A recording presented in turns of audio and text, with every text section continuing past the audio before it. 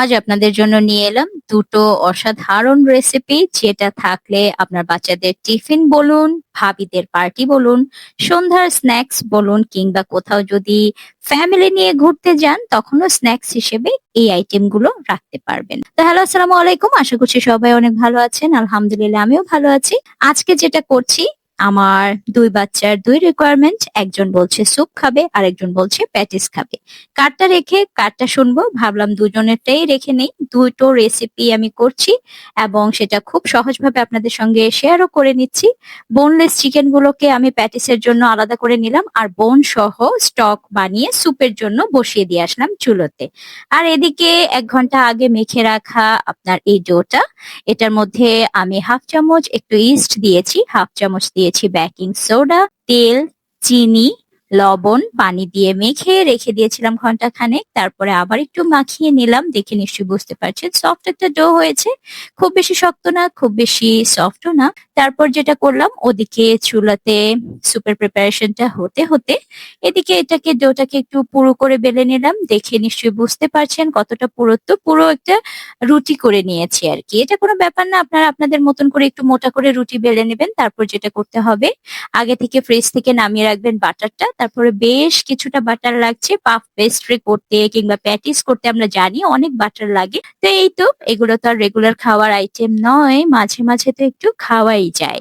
বাইরে থেকে কিনে খেতে গেলে আসলে বাহিরের ওরা হয়তো ডালডা ইউজ করে, আমরা বাসায় করলে হাইজিন মেনটেন করে হেলদি ওয়েতে করে নিতে পারি। তারপরে এই তো বাটার গুলো স্প্রেড করে দেওয়া হয়ে গেলে তারপর এভাবে ফোল্ড করে নিচ্ছি। আপনারা চাইলে রোল করে নিতে পারেন। আমি আজকে ফোল্ড করেই করছি, সেটা যেভাবে করছি সেটাই আপনাদের সঙ্গে শেয়ার করছি। আবার বেশ কিছুটা বাটার দিয়ে নিলাম, মোটা করে একদম, মানে কি বলবো, পর্যাপ্ত পরিমাণে বাটার না হলে এটা লেয়ারিংটা সুন্দর হয় না। সেজন্য লেয়ারিং এর জন্য বাটার গুলো দিয়ে এভাবে আমি রোল করে নিচ্ছি। এভাবে যেটা করেছি, পরোটার মতন করে আমি আজকে করে নিয়েছি। আপনারা চাইলে এটাকে পেঁচিয়ে রোলও করে নিতে পারেন, কোনো ব্যাপার না, লেয়ার হবে। জাস্ট বাটার গুলো মানে পর্যাপ্ত দিতে হবে। তারপর এইভাবে একটা শেপ করে দিয়ে আমি যেটা করব, ক্লিন ফ্লেমে মুড়িয়ে কিছুক্ষণের জন্য, কিছুক্ষণ বলতে 20 মিনিট 25 মিনিটের মতো রাখবো আমি ডিপ ফ্রিজে, যাতে করে বাটারটা একদম সেট হয়ে যায়। তারপরে যখন আমি এটাকে বেলবো, বেলে যখন আমি এটাকে কোনো শেপ দেব, সেক্ষেত্রে যেন সুবিধে হয়, সেজন্য আমি এটাকে ফ্রিজে রাখছি। এভাবে দুটো রুটি আমি করে নিলাম সেম প্রসেসে, পর্যাপ্ত পরিমাণের বাটার দিয়ে। তারপরে এটাকে এখন আমি ডিপে রেখে দেব, পুরোপুরি সেট করে। একটা ক্লিন ফ্লেম দিয়ে পেঁচিয়ে রাখতে হবে, না হলে ড্রাই হয়ে যাবে। তারপর চলে গেলাম চুলোতে।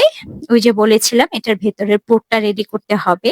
চিকেনের স্টক তো করে নিয়েছি হাড়গুলো থেকে, আর একটু যে মাংস ছিল ব্রেস্ট পিস, সেটাকে আমি এভাবে পুর বানিয়ে নিচ্ছি। ঝরঝরে একটা পুর, খুবই সিম্পল, আদা রসুন গরম মশলা, একদম সাদা যে পুরটা হয় আর কি, পেঁয়াজ কুচি দিয়ে এভাবে আমি করে নিয়েছি ভাজা ভাজা করে। তারপর যেটা করলাম, এতক্ষণে আমার 20 মিনিট হয়ে গিয়েছে। খুব তাড়াহুড়োর মধ্যেই করছিলাম, আমার প্ল্যান ছিল না আসলে এটা করার, কিন্তু বাচ্চারা আবদার করেছে তাই খুব তাড়াহুড়ো করে করে নিচ্ছিলাম। তারপরে এই তো বের করে নিয়ে এটাকে বেলে নিচ্ছি। আপনারা আরো কিছুক্ষণ রাখবেন, আমার এটা আরো কিছুক্ষণ রাখা দরকার ছিল, বাট আমার হাতে সময় কম ছিল, সেজন্য আমি এটাকে প্রসেসটা করে নিচ্ছি। এভাবে বেলে নিলাম, দেখে আপনারা বুঝতে পারবেন সেই জন্য আমি ফুল ডিটেইলে ভিডিও করেছি। সাইড গুলোকে এভাবে কেটে দিবেন, এতে করে লেয়ারটা ফুলে উঠতে সাহায্য হবে। সাইড গুলো যদি না কাটেন তাহলে লেয়ারটা কিন্তু ফুলবে না। তারপরে এই তো ড্রাই করে, মানে পুরটা খুব ড্রাই ড্রাই করে করেছি। তারপর হয়ে যাওয়ার পরে বেকিং ট্রেতে দিয়ে দিচ্ছি একটু কুসুম, একটু দুধ দিয়েছি আমি, লিকুইড দুধ, আর দিয়েছি একটুখানি চিনি, দিয়ে একসঙ্গে মিশিয়ে উপরে একটু ব্রাশ করে দিচ্ছিলাম। এতে করে কালারটাও দেখতে ভীষণ সুন্দর হয়, আর খেতেও কিন্তু আলাদা একটা টেস্ট হয়। এভাবে একে একে সবগুলো ব্রাশ করে দিচ্ছি। আর ওই যে সাইড গুলো কেটে নিয়েছি, এগুলো বেক করলেও কিন্তু চায়ের সঙ্গে খেতে ভীষণ ভালো লাগে।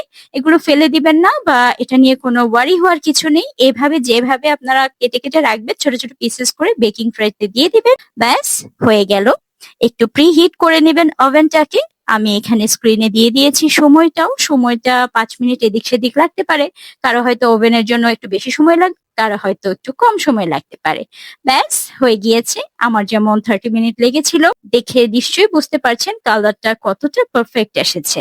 এভাবে প্রতিটা আমি বেক করে নিয়েছি, এবং গরম গরম এত সুন্দর একটা স্মেল আসছিল, যে কি বলবো? আমার তো ভীষণ ভালো লাগছিল। কোনো কিছু বাচ্চারা আবদার করলে আসলে করে দিতে পারলে অনেক বেশি ভালো লাগে। লেয়ারিং টাও নিশ্চয়ই আপনারা দেখতে পাচ্ছেন। আর এই তো আমার চিকেন স্যুপটাও রেডি হয়ে গিয়েছে। চিকেন ক্রিম স্যুপটা কিন্তু খুবই সহজ। অত কিছু তামঝাম লাগে না। খুবই সিম্পল ওয়েতে আমি করে নিয়েছি। আর উপর থেকে একটু গোলমরিচ ছিটিয়ে দিয়েছিলাম। স্যুপের সঙ্গে এই গোলমরিচের মানে লাস্টলি যেটা এড করা হয় সেই ফ্লেভারটা আমার কাছে ভীষণ ভালো লাগে। তো এই তো বাচ্চাদের আবদারে করে নিলাম। আশা করছি আপনাদের ভালো লেগেছে। Thanks for watching.